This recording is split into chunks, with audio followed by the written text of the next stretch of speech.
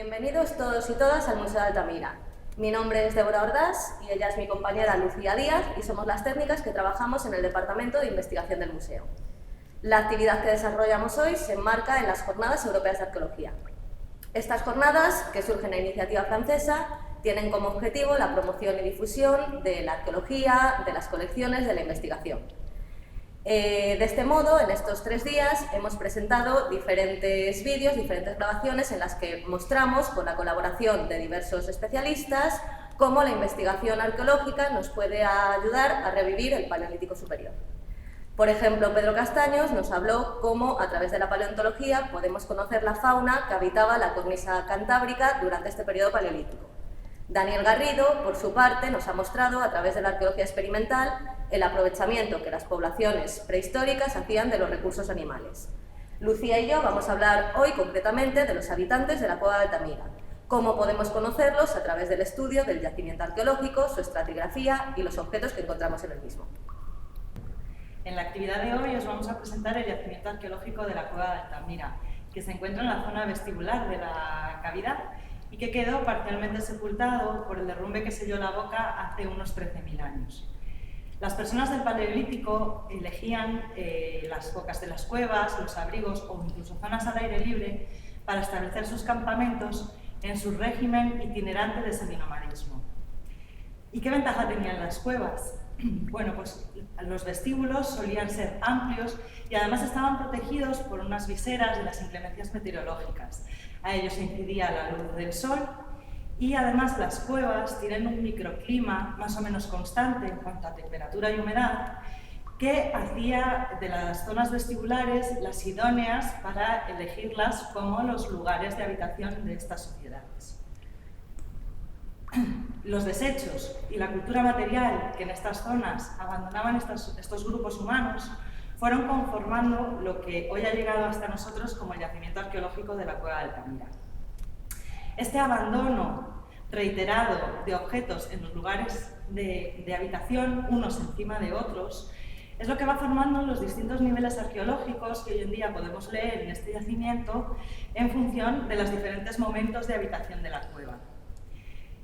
La acumulación constante y horizontal de estos objetos en estos niveles es lo que se conoce como el principio fundamental de la estratigrafía.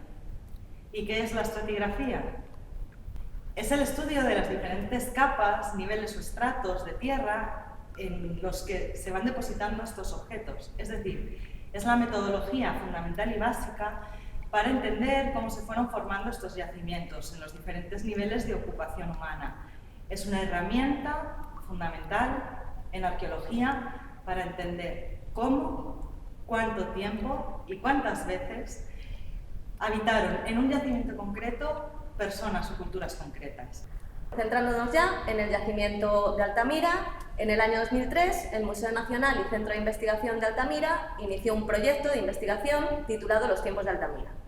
Uno de los objetivos de este proyecto era la revisión de la secuencia estratigráfica y la obtención de dataciones de los diferentes niveles arqueológicos. Así, hoy podemos conocer que el yacimiento que se encuentra en el vestíbulo de la Cueva de Altamira cuenta con 8 niveles. Del nivel 1 al 5 se corresponden con el magdaleniense inferior y medio, que es el periodo más reciente. Como ha explicado Lucía, la estratigrafía se lee, por decirlo de algún modo, de forma inversa, por lo tanto, lo que se encuentra en la parte superior es lo más reciente. Por lo tanto, el magdaleniense inferior y medio abarca aproximadamente desde hace 17.000 años a 19.000 años. Los niveles 6 y 7 se corresponden con el solutrense, más antiguo, que abarca una cronología de 20.000 a 24.500 años. Y finalmente, el nivel 8 se corresponde con el gravetiense de hace 26.000 a 26.500 años. Este nivel, además, se descubrió durante este proyecto de investigación. Por lo tanto, la investigación del museo nos ha permitido alargar la presencia o la ocupación de la cueva hasta hace al menos 26.000 años. Y bueno, ¿qué se ha encontrado en los diferentes niveles estratigráficos del yacimiento de Altamira? ¿Qué objetos se encuentran y qué nos permiten saber acerca de los habitantes de la cueva durante estos periodos? Los periodos más estudiados han sido el solutrense y el magdaleniense. Así, durante el solutrense, gracias a los restos de fauna encontrados en el yacimiento arqueológico, podemos saber que las poblaciones paleolíticas se dedicaban fundamentalmente a la caza de ciervos y también de caballos y de grandes bóvidos, aunque en menor medida. También encontramos restos en menor proporción de otros animales, como por ejemplo la cabra montés, el rebeco, el reno o la foca, que es un dato muy curioso porque no aparece habitualmente en los yacimientos.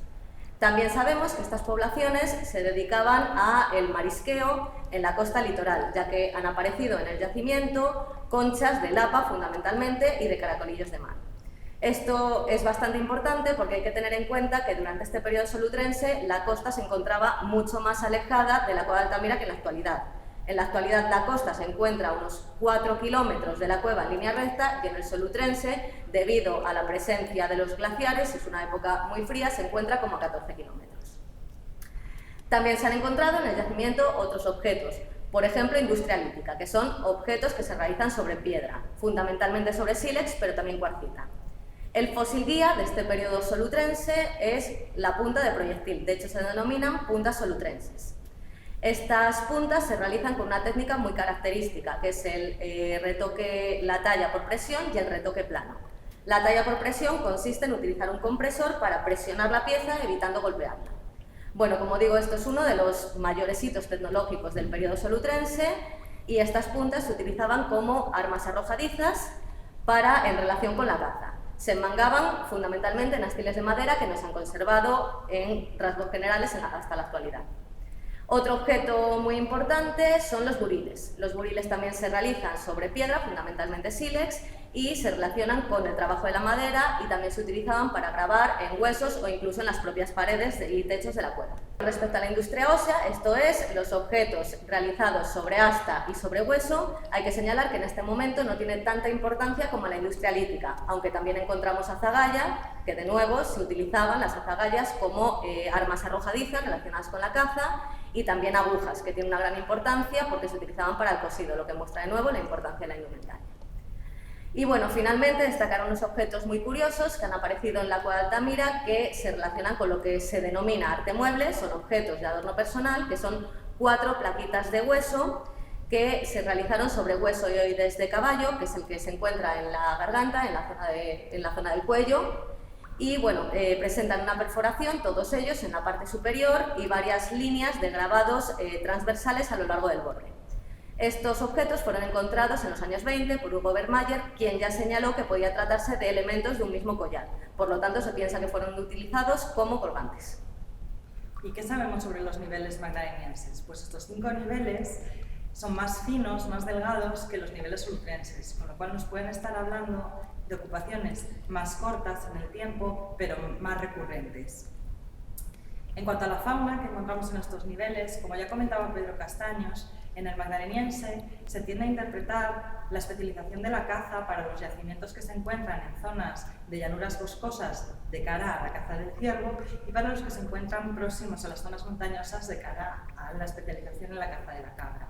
Esto sucede en cierta manera en el yacimiento de Altamira, porque aquí volvemos a encontrar la recurrencia de la caza del ciervo, eso sí, acompañada en menor medida por grandes bóvidos, uros o bisontes, que eran mucho más presentes en los niveles ultrenses, y en los niveles magdalenienses encontramos rebeco, cabra, caballo o, por ejemplo, liebre. Y junto con todos estos recursos alimenticios, no hay que olvidar que en los yacimientos arqueológicos prácticamente no se han conservado evidencias de las actividades recolectoras, pero que debieron de ser igualmente importantes para estas sociedades. En los niveles magdalenienses cobra una gran importancia la industria ósea frente a la lítica, y en este momento se desarrollan una gran multitud de tipos de azagallas diferentes que llegan incluso a sustituir las puntas solutrenses de los niveles anteriores, evidenciando así la actividad cinegética con este recurso. Y por otro lado encontramos también una gran cantidad de espátulas, varillas, punzones o agujas que nos vuelven a remitir a esa función de la actividad de la indumentaria. En cuanto a la industria ósea, repite en cierta manera los tipos que ya hemos comentado para la solutrense, con la aparición de buriles, raspadores o perforadores, que nos hablan de sus trabajos de la madera, de la producción de la industria ósea del asta o del hueso, o incluso de la perforación de materias duras.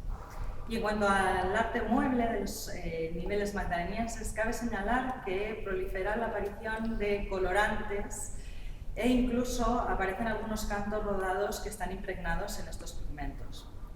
También aparece una gran cantidad de colgantes que ahora pasan a realizarse sobre todo en denticiones o dentaduras de animales cazados como el caballo, los grandes bóvidos o los ciervos, y también aparecen muchos de los útiles como las azagallas con decoraciones geométricas. Pero hay que señalar un objeto en concreto que aparecía ya en las primeras excavaciones que llevó Alcalde del Río a principios del siglo XX en el yacimiento de la Cueva de Altamira, como son los omóplatos de ciervo decorados. Estos omóplatos aparecen muchas veces con figuras grabadas de animales, generalmente de ciervas, con estrías que rellenan el interior de los cuerpos. El problema que teníamos con estos objetos era la contextualización arqueológica, puesto que algunos investigadores defendían que pertenecían a los niveles solutrenses y otros investigadores a los niveles magdalenienses. Durante el proyecto de investigación, que ya os ha referido Débora, los tiempos de Altamira, se pretendía también responder a la pregunta de si el yacimiento que había quedado sepultado por el derrumbe de la boca de la cueva también se encontraba en la zona externa de la cueva. Por lo tanto, se inició una excavación próxima a la puerta actual de entrada a la cueva para localizar un nivel arqueológico de este yacimiento de la Cueva de Altamira en el exterior. Ese nivel proporcionó gran cantidad de conchas, materiales óseos, materiales líticos, pero sobre todo una pieza clave que fue un omóplato de ciervo decorado con unas ciervas estriadas.